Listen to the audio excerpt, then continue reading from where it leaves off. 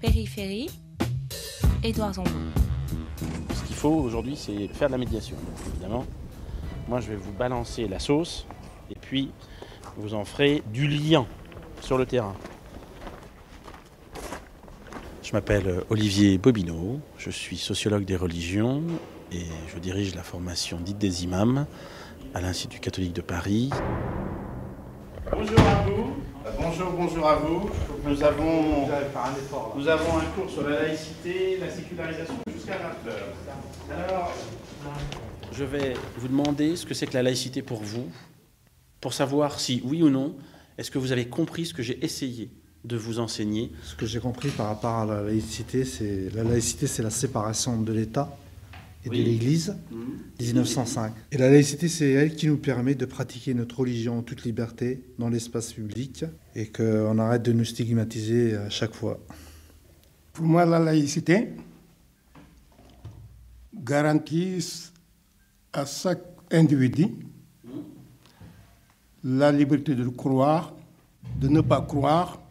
La laïcité ne doit pas être aussi utilisée comme une arme contre le croyant ou contre le non-croyant. Voilà pourquoi, quand nous avons entendu des hommes nous parler de la laïcité et l'islam, c'est-à-dire est-ce que l'islam est compatible avec la laïcité, et nous disons que c'est cette question qui n'est pas compatible avec la laïcité.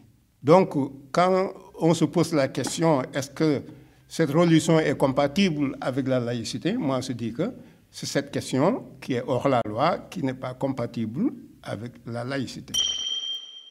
Moi, ce que je veux vous faire comprendre aujourd'hui, c'est que je veux vous faire adopter la posture scientifique, la posture de la rigueur universitaire sur la laïcité.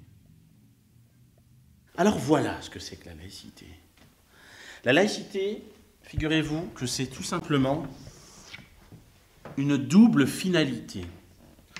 Premièrement, la République assure la liberté de conscience.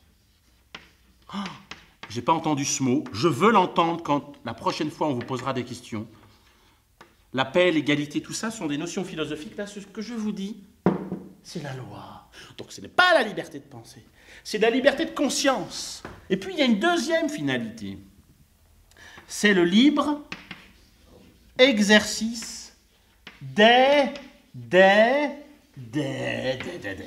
cultes. Des cultes.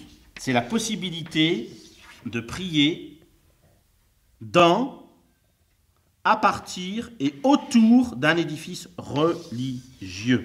Périphérie sur France Inter.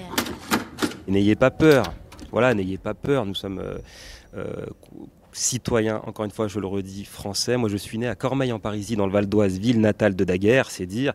Donc c'est là-bas que j'ai grandi, autour de cette ville en tout cas, et que je construis ma vie. Donc le message est clair, je suis comme chacun des Français, je vis ma vie, j'ai les mêmes problèmes, je vais à la CAF, à la sécurité sociale, j'ai des enfants. Aujourd'hui il faut vraiment sortir de cette posture de nous contre les autres, parce que ce nous n'est pas défini et les autres n'est pas défini non plus, ce sont des concepts.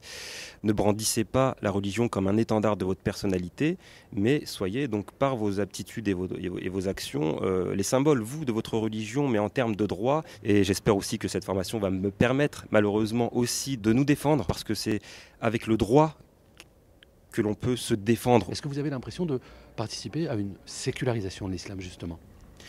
Oui, je crois que je préfère peut-être l'expression d'acculturation de l'islam, comme il y a un islam américain. Donc il faut travailler à cela. Les musulmans américains, encore une fois, quand vous voyez le niveau social, je veux dire, ils n'ont pas la même histoire que les immigrés européens et plus particulièrement français. Donc fondamentalement, il y a un rapport à la sociologie, par rapport au social. Je veux dire, l'islam n'est pas la religion des pauvres, mais beaucoup de nos concitoyens qui sont dans des zones bien difficiles sont musulmans. J'ai appris beaucoup de choses que je ne connaissais pas par rapport à la religion catholique, protestant, monde juif, orthodoxe, le monde oriental. C'est extraordinaire parce que ça permet au moins qu'il n'y ait pas de préjugés. Et je trouve que par rapport à ma foi de musulman, il y a beaucoup de similitudes et beaucoup de beaucoup de choses en commun. Quelle est votre définition de la laïcité? La laïcité, chacun est libre de son corps et de son esprit. Comme dit un verset dans le Coran, la ikraha fid-din, point de contrainte en matière de religion. Est-ce que ce point de vue a évolué depuis que vous faites cette formation? Oui, très très très beaucoup, j'ai beaucoup. Je peux vous dire que j'ai pris un virage à 65 degrés. Je peux vous dire que l'Institut catholique m'a apporté beaucoup de choses. Est-ce que vous êtes en train d'être un imam formé pour la République? Bon, c'est un peu péjoratif, ça, former des imams. Déjà, premièrement, pour être imam, il faut quand même... il faut plus une quinzaine d'années pour être un vrai imam. Parce qu'il faut déjà maîtriser le Coran, les hadiths, la science. Et je pense que là, c'est une goutte. On apprend, c'est vrai qu'on apprend beaucoup de choses, mais on ne fait pas de théologie. Et quand on vous dit qu'il va y avoir une partie de l'enseignement qui est sur les valeurs de la République, c'est utile ou vous avez l'impression que vous les connaissiez déjà? Non, c'est utile. Je pense que c'est utile. Qu'est-ce que vous avez appris en termes de valeurs de la République dans cette formation? Valeurs, C'est quoi les valeurs de la République? La liberté, la fraternité, l'égalité. C'est vrai que ces mots-là, je connaissais, mais je les ai attaqués avec M. Palot qui nous a vraiment défini vraiment ce que c'est, comment ils sont combattus. Tocqueville, Benjamin Constant, que je ne connaissais pas, que j'ignorais, et que j'ai appris ici, des hommes très très importants. Ça m'a vraiment enrichi. La notion d'intégration vous évoque quoi? L'intégration, je pense qu'ils ont loupé le coche. Moi, je suis venu en France dans les années 60, 65, 66. J'ai grandi ici et je trouve que je n'ai pas été très très aidé. Après les finalités, eh bien, la loi s'intéresse aux moyens. Article 2.